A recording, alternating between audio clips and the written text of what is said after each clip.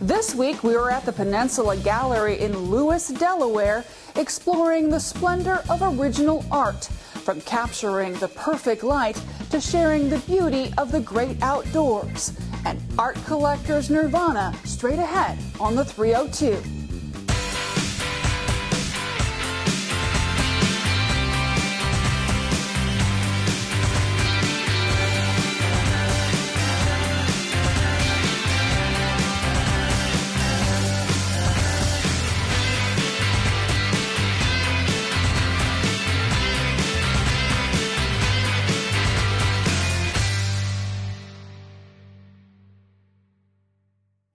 Hey everyone, we are at the Peninsula Gallery in Lewis, Delaware, and we're looking at all kinds of genres of art, so much color, so much to find here. I'm joined now by the owner, Tony Boyd Heron, to talk a little bit about everything that you have on your walls. It's just amazing. It goes from A to Z in terms of your offerings. Well, you know, over 25 years that we've been here, we've been able to ascertain what our client base likes to see, and we try to provide that. And it goes from A to Z, other than perhaps abstract work. And every now and again we'll throw in an abstract exhibit, just so that we can demonstrate to our client base that there are some other things out there. So you have a unique distinction of being one of the largest originals-only galleries. Can you talk to us about that? Well, when we first started, we didn't have the whole space, but after we'd been here about 3 years, I think, the space that's behind you, which we use as an exhibition-only space, became available, and we made a bid to take it over, and that gave us almost 3,000 square feet. So you started out with framing. We started out with framing, and we started out with renting wall space to artists, because I thought that would provide a set income every month. And then after a little while, it was quite obvious that if we weren't taking a commission then, but after a little while, it was quite obvious that we were going to make a little more money if we actually took a commission and rented the wall space. And so we did that for maybe a year. And then after that, we went to the traditional method where we took a full commission and we weren't renting any walls to artists, and I had control over what artwork came into the gallery. And now it must be difficult. When I look around, it's a lot of the art, it's everything. It's, you know, you have Impressionism, you have some really beautiful still life. It's amazing. How do you choose what goes on your walls? It's really hard. We get approached a lot by other artists who would like to be in here. The way I work it is that I have an annual contract with everybody who is in here. Part of the contract dictates that they should change the work on a regular basis. Obviously, if it's selling, replace it, but if it isn't, let's move it out and try something different. So that's the first thing.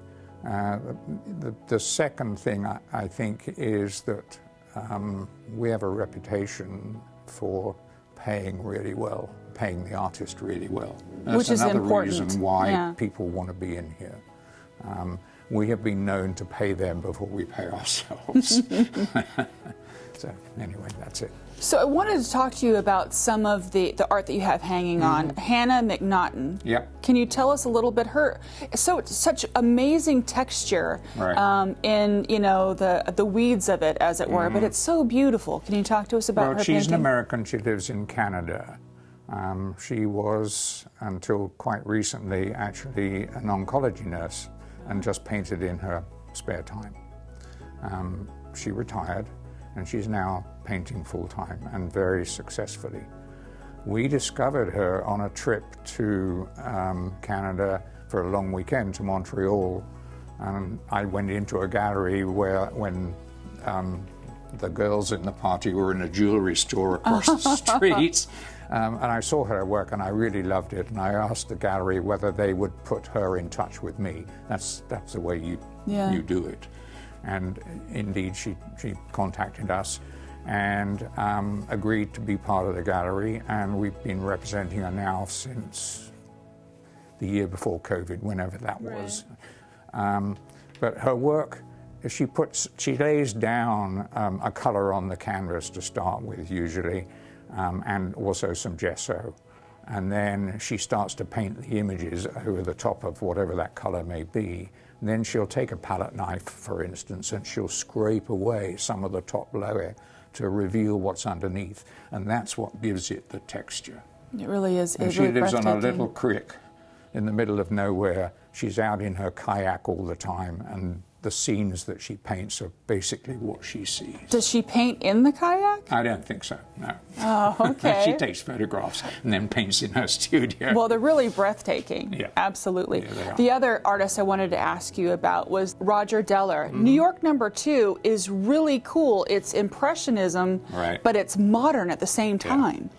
Roger is an interesting character, British. We discovered him actually through another British artist that we were representing.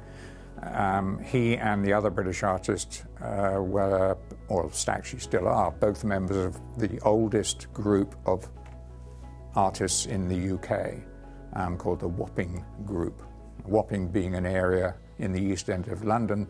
The group was formed by two artists who did not know one another, and they were painting the industrial parts of the river, and at the end of a day's painting they actually finished up in the same pub for a drink, got talking, and decided it would be great fun to form a group that documented the changing River Thames all the way from London to beyond Oxford. And even today, some, I don't know, 70 years later, they, during the summer months at least, once a month, they pick a spot on the Thames, and anybody in that group can go and know that they're likely to find somebody else in the group also painting. So it's a camaraderie thing too. Absolutely. And their numbers are limited. So anybody who wants to join the group has to be juried in by all the other members. It's almost a question of you have to wait for somebody to die before you can get in, but not quite. Sure. But Roger is also a very good teacher. Before he started painting, he was actually a hairdresser, and he taught hairdressing. So he's used to working with his hands and talking at the same time, and that makes a very good art teacher. So I brought him over here probably 10 years in a row to teach local artists and hopefully improve the standard of their work.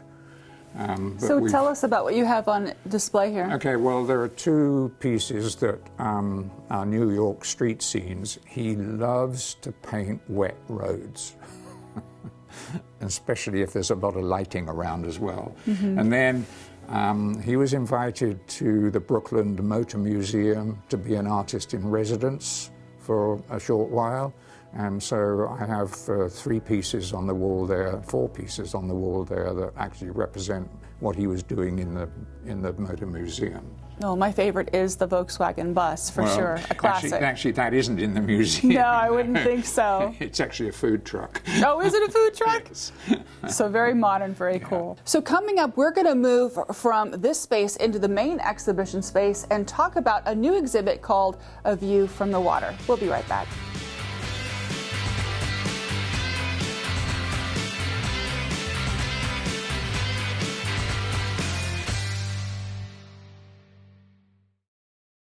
Hi, I'm Laura Fravel. I'm the Sewell C. Biggs Curator of American Art at the Biggs Museum of American Art, and I enjoy art on the 302.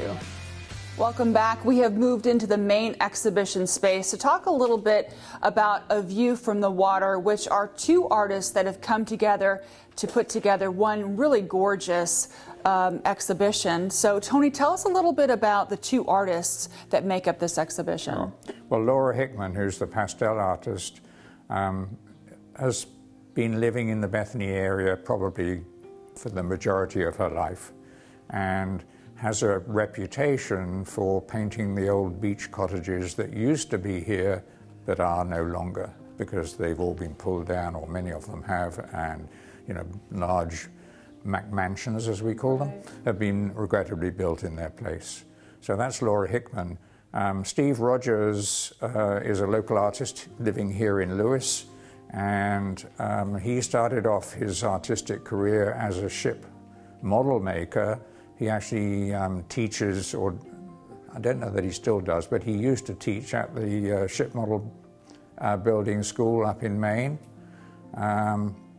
And many of the models that he built to scale, he used the original plans for when the ship was originally built.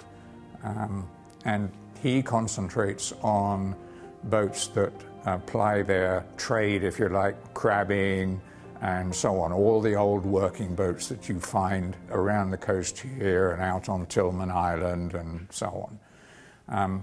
And he used to ply his models to outdoor shows, and one day he thought it would be really nice to have something hanging in the back of his booth, so he painted a boat, and lo and behold, it was the first thing to sell.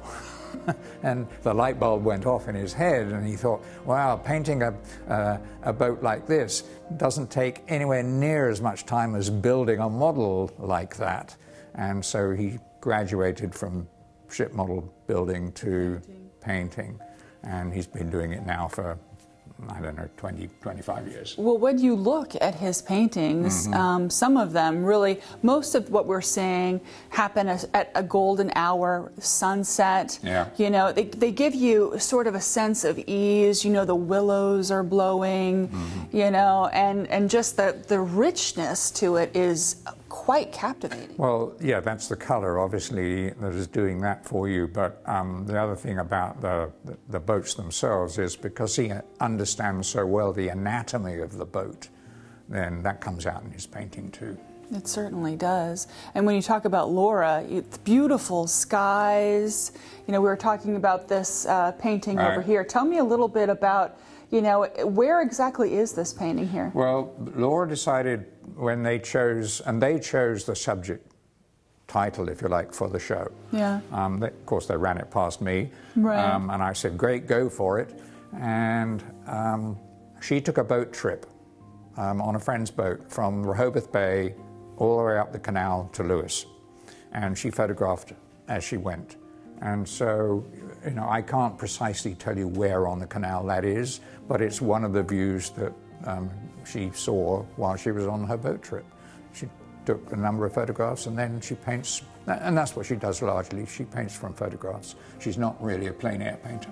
Absolutely, and it's amazing when you look at a painting, you know, like the one of the canal, or, you know, sunset with the fishing vessel or the rowboats, and you see all this imagery and you learn about the history behind, you know, what was in the artist's mind when they painted it, and when they all come, you know, obviously they came together and kind of melded their visions, which is, do you do this often, have two artists work together like this? Yeah. Well, this is a very large space to fill for one artist, particularly as I like the work to be fresh. So if you think about it, if I can easily put 40 pieces in here. Yeah. And if I'm saying to an artist I want 40 new pieces for a show, how are they going to keep painting to sell and keep those pieces as they gradually complete them on hold? It's not fair. Right. So although I used to do more solo shows, now it tends to be collaborations between two artists, and actually the last show was 5 artists, and we chose a theme, and then we went and researched the artists online and on Instagram and so on that could paint to that theme, and we do that quite a bit. And so in the last show, for instance, we had an artist from San Antonio who sent work up. We have had another artist in the show before who we're now taking into the gallery on a full-time basis.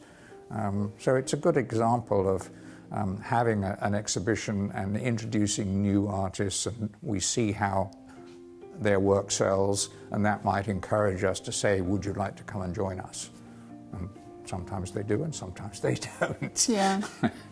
So for the folks at home that see, you know, some of these paintings and say, you know, that would be perfect for my collection, what do you say to people who say, I want to come in, I want to look and see what you have, you know, do they have to make an appointment, or can they just stop by? And No, you can stop by. We're open 6 days a week. Monday is the only day that we're closed. Sunday is a short day. I'm here 11 till 3 on a Sunday, that's all. But otherwise it's 10 till 5 every other day of the week. We post everything on our website. Every single painting that is in here you will be able to find on our website. And as new work comes in, usually it's on the website within 48 to 72 hours. Okay, so they can check it out and then come and look at it. Because there's something to be said for seeing something, especially the way the light hits it. You know, some of the artists add things to their paint that really make them pop in person. So it's worth coming out and checking out. Yeah, I mean, a digital image is never a replacement for the actual thing. And sometimes the digital image will actually look better than the actual thing, but mostly it's the other way around. Sure, sure. And we're going to talk more at the Peninsula Gallery when we return.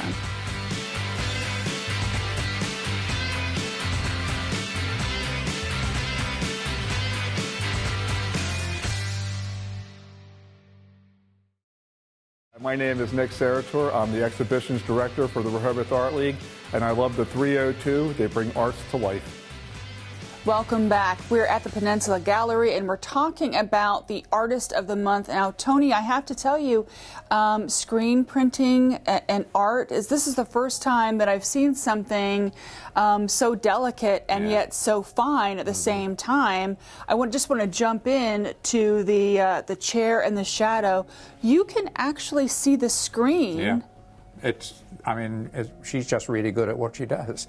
She's been screen printing for 50 years. Yeah. She teaches it at the Torpedo Factory in Alexandria. And because she's the featured artist this month, what she decided to do was to bring out pieces that have been done over the period that she's been doing it. So this wall really represents 50 years of screen printing. Well, it really is beautiful when you look at, especially the chair and the shadow. You're looking through a screen porch, and you can see the texture and the detail, something that you wouldn't think that you could get from screen printing. Another beautiful, the Heller's Bakery. Heller's Bakery right behind us, you know, the reflections tell so many different stories. Yeah, and you know, it's amazing how she's able to do that. And if you think about it, every different color on the paper represents a single screen. So you block off everything else on that screen and just put the paint on the bit that you want to show. And then you put another screen down and you do the same thing. And so for a piece like that, she could have used 100 screens.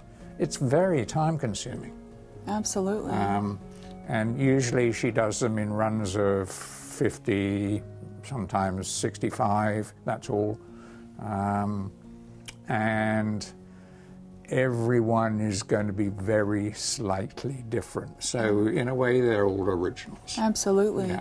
And they're just so beautiful. When you talk about the egret in flight here, I mean, you look at it and you think, oh, it's like pastel. But no, I mean, such technique. It's just really, and the layers, you know, if every color is different, I mean, the subtleties of it all. Yeah. Well, we introduced the Featured Artist of the Month almost a year ago, and it's been moderately successful. It's given artists that we represent on a full-time basis an opportunity, and we represent Nancy on a full-time basis, an opportunity to have more wall space than we would normally allocate to them just for a single month. But it also gave us, or gives us, the opportunity to introduce one or two new artists to the gallery as well, as a kind of tryout to see whether, you know, they're successful or not. And actually, we're going to stop doing it in September and go to a guest artist of the month instead. And the guest artist will always be somebody whose work we've never carried before.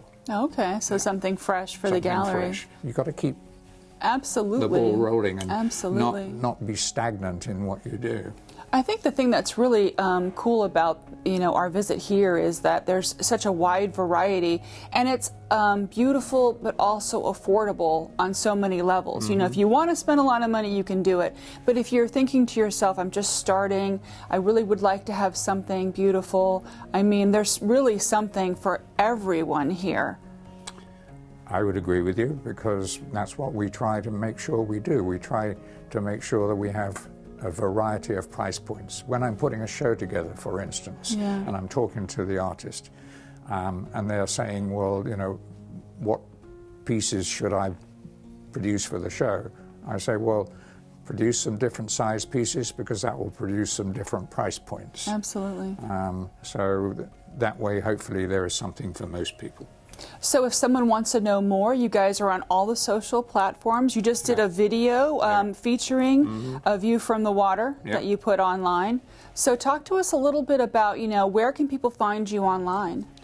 Well, you can go to our website, because all the videos are on that website as well. But they're also on YouTube and Instagram and Facebook.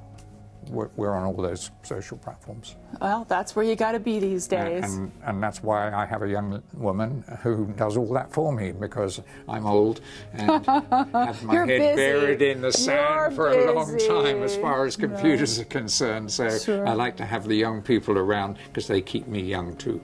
Well, there you go. Well, Tony, thank you so much for allowing us to come in and check out all the beautiful art. We really appreciate it. You're very welcome. Thank you. We'll be right back.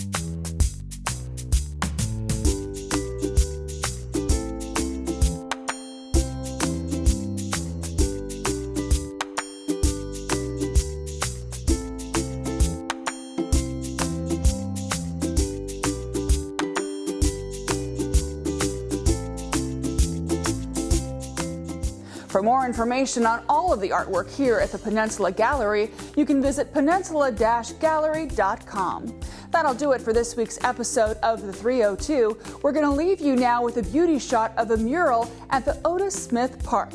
Until next time, I'm Jackie Ferris. Tell them you saw it on The 302.